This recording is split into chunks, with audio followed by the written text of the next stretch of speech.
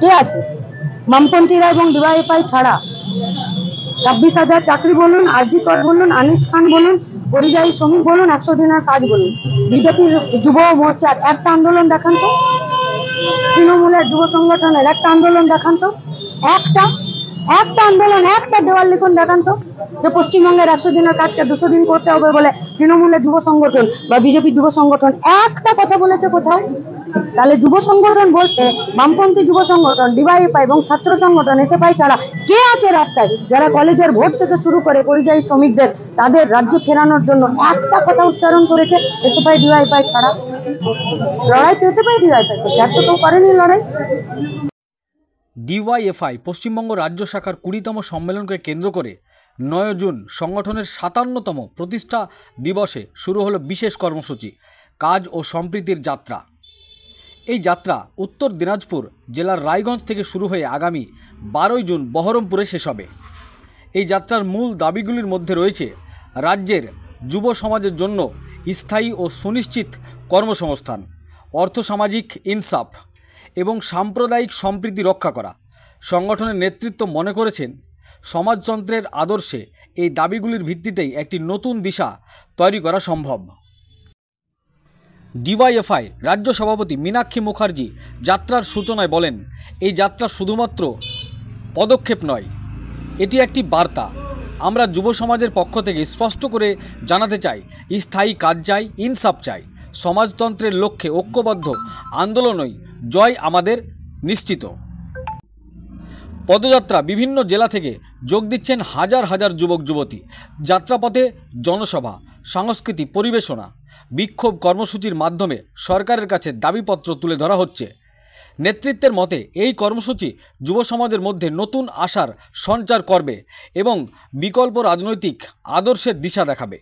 ডিওয়াইএফআইয়ের পক্ষ থেকে জানানো হয়েছে, যাত্রার শেষে বহরমপুরে একটি সমাপ্তি সমাবেশ অনুষ্ঠিত হবে, যেখানে রাজ্য জাতীয় স্তরের নেতৃবৃন্দ বক্তব্য রাখবেন।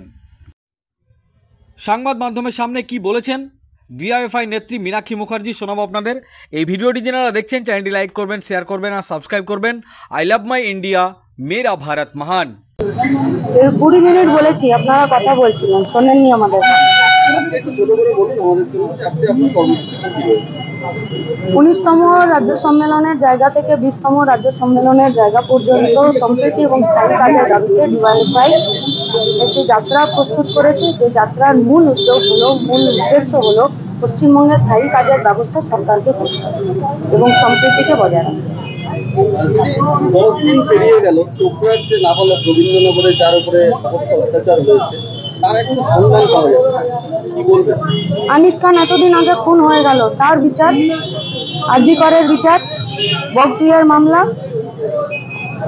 এইগুলোর বিচার না হওয়ার মানেই তো গত 10 দিন চোপড়া, এরপরের আরো 10টা দিন অপেক্ষা করুন, আপনার পাড়াতেও ঘটনা ঘটবে, বিচার আপনিও পাবেন না। চোপড়ার বিধায়ক হামিদুর রহমান বলছেন যে তাকে খুন করে মাটিতে পুঁতে দেওয়া হয়েছে, অথচ পুলিশ তার সন্ধান করছে। হামিদুলকে ধরুন বা পুলিশকে ধরুন, ওই থানাকে ধরুন বা হামিদুলকে ধরুন, বা দুজনকে টেবিলে বসিয়ে দিন। শুভেন্দু অধিকারী বিরোধী দলনেতা, তিনি বলছেন 500 টাকা 1000 টাকায় বিক্রি হবেন না মা বোনেরা, তাহলে কি এখানে ধর্মীয় মেরুকরণের চেষ্টা করছে? বিজেপির তো ঘোষিত এজেন্ডা ধর্মীয় মেরুকরণ। বিজেপি যদি ধর্মীয় মেরুকরণ না করবে তো রাজনীতি করবে কি করে? বিজেপির মূল উদ্দেশ্য কি? মনোবাদ কি? ধর্মের ভিত্তিতে তো নতুন কথা নয়।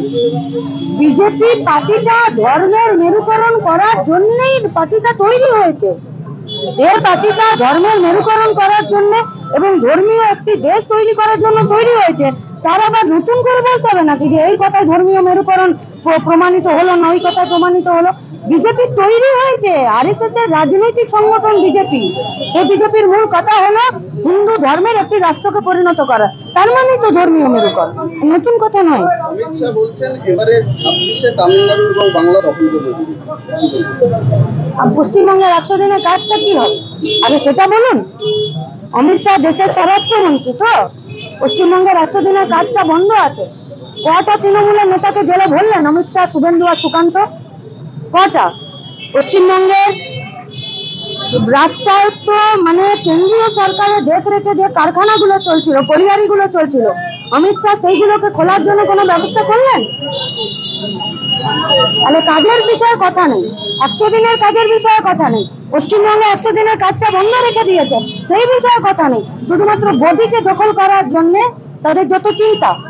আমাদের চিন্তা পশ্চিমবঙ্গের বেকার ছেলেমেয়েগুলো কি করবে, ভোট লুটের সঙ্গে যুক্ত হবে নাকি গতর খাটিয়ে মান সম্মানের সাথে ইজ্জতের সাথে নিজের রুটি নিজে কামাবে, তার জন্য সিদ্ধান্ত আপনাদেরকে ঠিক করতে হবে। অমিত শাহ স্বরাষ্ট্রমন্ত্রী হয়ে গেছে বলে বাপ খাজানো মায়ে খাজানো যা খুশি তাই কথা বলবে, আর পশ্চিমবঙ্গের সমস্ত রাজনৈতিক দলগুলি তার পিছনে ছুটে বেড়াবে। এটা যারা ছুটে বেড়াবে ডিআইকে ওদের পিছনে ছুটবে। আপনি বক্তব্য রাখার সময় বললেন যে পরিযায়ী শ্রমিকের সংখ্যা বাড়ছে, উত্তর দিনাজপুর দ্বিতীয় স্থানে রয়েছে, বিশেষ করে শিশু শ্রমের দিক দিয়ে। এই বিষয়টা কি বলবেন? বাইরে গিয়ে অত্যাচারের শিকার এই তথ্য ভুল। প্রথম দ্বিতীয় তৃতীয়র কথা আমি বলছি না, এই যে গোটা তথ্য রাজ্য সরকার কি কোনো তথ্য দিচ্ছে? রাজ্য সরকার কেন তথ্য দিচ্ছে না? রাজ্য সরকারের ভয় কোথায়? রাজ্য সরকারকে তথ্য দিতে হবে। শিশু শ্রমিকরা পশ্চিমবঙ্গ কোথায় দাঁড়িয়ে আছে? বলতে না পারলে পশ্চিমবঙ্গ কোথায় দাঁড়িয়ে আছে? পরিযায়ী শ্রমিকরা ঠিকা শ্রমিকরা পশ্চিমবঙ্গ কোথায় দাঁড়িয়ে আছে? পশ্চিমবঙ্গের কত বেকার যুব ছেলেরা মেয়েরা আছে, কতজন আজকে কাজ করছে, কতজন কাজ পায়নি, তার তথ্য দিতে পারবে। 10 দিনের মধ্যে পশ্চিমবঙ্গের মমতা ব্যানার্জির সরকার এই তথ্য দিতে পারবে? আমরা চ্যালেঞ্জ করলাম পশ্চিমবঙ্গের মমতা ব্যানার্জির সরকার এই তথ্য দিক। আর এই তথ্য নেবার জন্য বিজেপির বিরোধী দলনেতা শুভেন্দু অধিকারী এই তথ্য বের করে আনার জন্য 10 দিন তারা সময় নিত, শুধু ডেটাটা দিয়ে দিত। রবীন্দ্রনগরের ঘটনা তো এই ধরনের ঘটনা নতুন নয়, উত্তর দিনাজপুরে এই ধরনের প্রচুর শিশুরা বাইরে কাজ করছে। এগুলো কি কোনো রকম ব্যবস্থা করা উচিত নয়? কে করবে ব্যবস্থা? আপনি ট্যাক্স কাকে দেন? পশ্চিমবঙ্গের সরকারকে তো।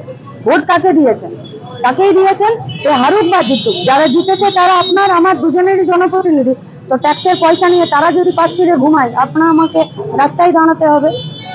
এই প্রশ্নগুলো, এই বুমগুলো রাজ্য সরকারের দিকে থাকতে হবে, জবাব রাজ্য সরকারকে দিতে হবে। ট্যাক্সের টাকা আমরা দিচ্ছি, সরকার পরিচালনা করার জন্য উদয়স্ত পরিশ্রম করছে এ রাজ্যের 10 কোটি মানুষ, এ রাজ্যের বেকার ছেলে মেয়েরা, এ রাজ্যের বাচ্চারা, এ রাজ্যের মায়েরা কেন প্রতিদিন তারা নিপীড়িত অত্যাচারিত হবে? তার উত্তর তো রাজ্যের সরকারকে দিতে হবে। আমরা তো তৃণমূল কংগ্রেস বলছি না, আমরা রাজ্যের সরকার বলছি। আমরা তো তৃণমূল কংগ্রেস বলছি না, আমরা পুলিশ বলছি। আমরা তৃণমূল কংগ্রেস বলিনি, আমরা বলছি মলয় ঘটক রাজ্যের সমমন্ত্রী। আমরা তো একবারও বলিনি তৃণমূল কংগ্রেস, আমরা বলছি পশ্চিমবঙ্গের লেবার কমিশন। এরা কবে মুখ খুলবে? এরা কবে কথা বলবে? এরা কবে কথা বলবে? আপনাদের এই আন্দোলনে কি পরিবর্তন হবে ছাত্র সমাজ? তাহলে আমরা বাড়িতে ঢুকে গেলে পরিবর্তন হবে? কে আছে? বামপন্থীরা এবং ডিওয়াইএফআই ছাড়া 26,000 চাকরি বলুন, আরজি কর বলুন, আনিস খান বলুন, পরিযায়ী শ্রমিক বলুন, 100 দিনের কাজ বলুন, বিজেপির যুব মোর্চার একটা আন্দোলন দেখান তো, তৃণমূলের যুব সংগঠনের একটা আন্দোলন দেখান তো, একটা আন্দোলন, একটা দেওয়াল লিখন দেখান তো, যে পশ্চিমবঙ্গের 100 দিনের কাজকে 200 দিন করতে হবে বলে তৃণমূলের যুব সংগঠন বা বিজেপি যুব সংগঠন একটা কথা বলেছে কোথাও? তাহলে যুব সংগঠন বলতে বামপন্থী যুব সংগঠন, ডিওয়াইএফআই এবং ছাত্র সংগঠন এসএফআই ছাড়া কে আছে রাস্তায়, যারা কলেজের ভোট থেকে শুরু করে পরিযায়ী শ্রমিকদের তাদের রাজ্যে ফেরানোর জন্য একটা কথা উচ্চারণ করেছে? এসএফআই ডিওয়াইএফআই ছাড়া। লড়াই তো এসএফআই ডিওয়াইএফআই করছে, এত তো করেনি লড়াই।